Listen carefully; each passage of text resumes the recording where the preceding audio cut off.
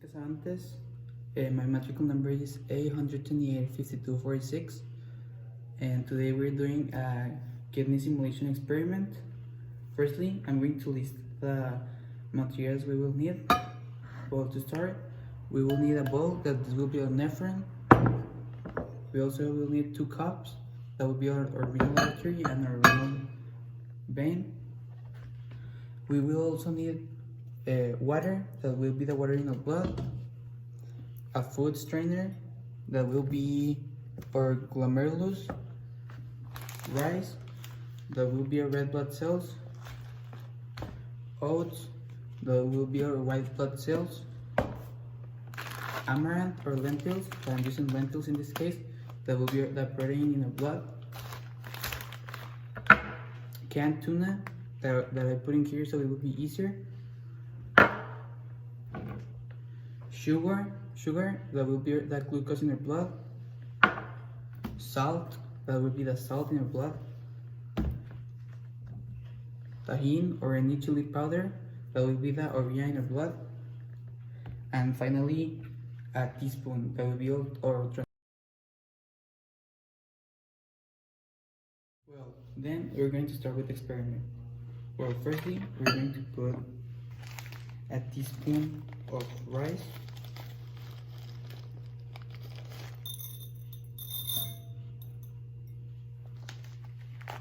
this will represent our red blood cells. Then we'll put a teaspoon of oatmeal. We can see that the oatmeal is twice as bigger as the rice because white blood cells are twice as bigger as red blood cells. Then we're going to put our proteins.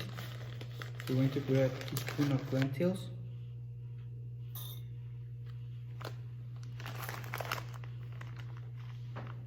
then we'll put a teaspoon of salt,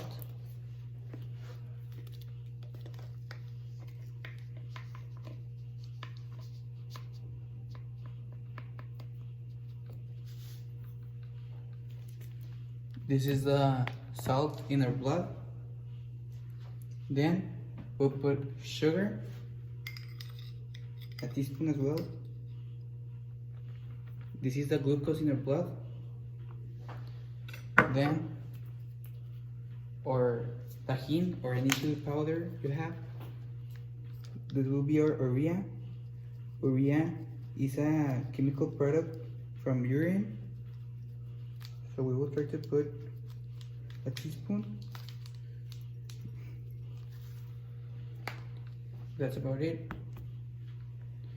Then lastly, we'll put our tuna. Here we're trying to put small bits of tuna because amino acids are the smallest component we have. So this needs to be real small. So I'm trying to put the smallest bits I have.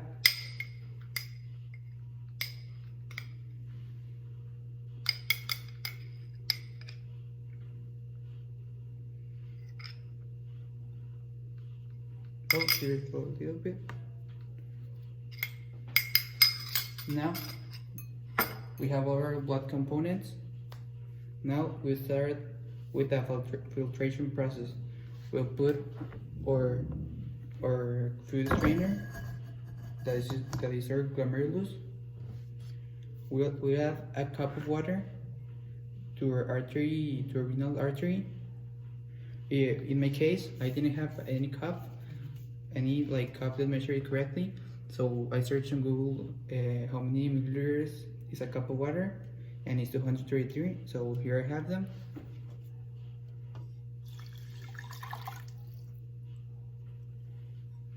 We'll add them, and now it's time to put all our blood components through our glomerulus. That will process. We'll put our blood components through the food strainer, that is our glomerulus.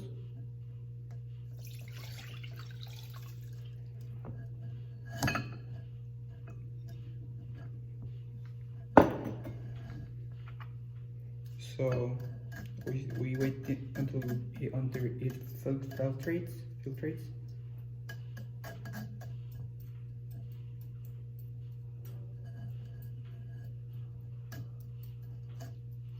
We mix a little bit so it filtrates better. So now that it's all filtrated, we can see that we're left with our big components. That will be the rice, the red blood cells, the white blood cells, and the proteins. As well, we have a little tuna, because we don't have, because I put bigger bits, but that's not supposed to happen, because tuna is a smaller element in this experiment, so it's supposed to pass. Okay, so here we have all the big components.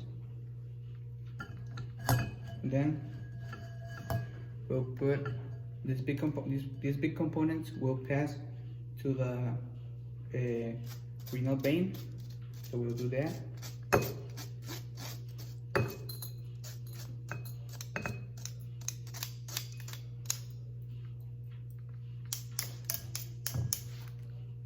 We will try to return or reabsorb our small components. It will be really hard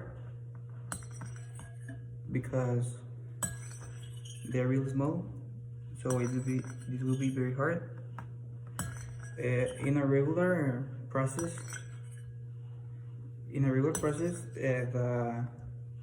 this will be absorbed without chemical waste.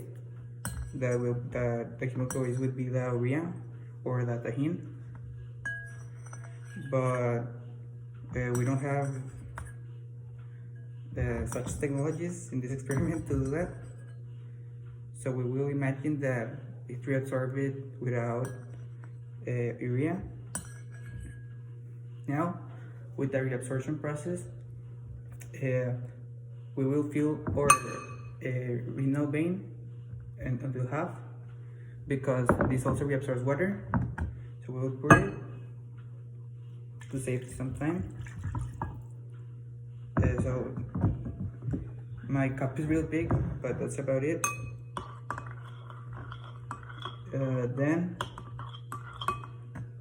now that we have all this in the renal vein, it's almost concluded. Well, this will be excreted as urine, so there's no transport spoon. This is the secretion step, so it's the last step.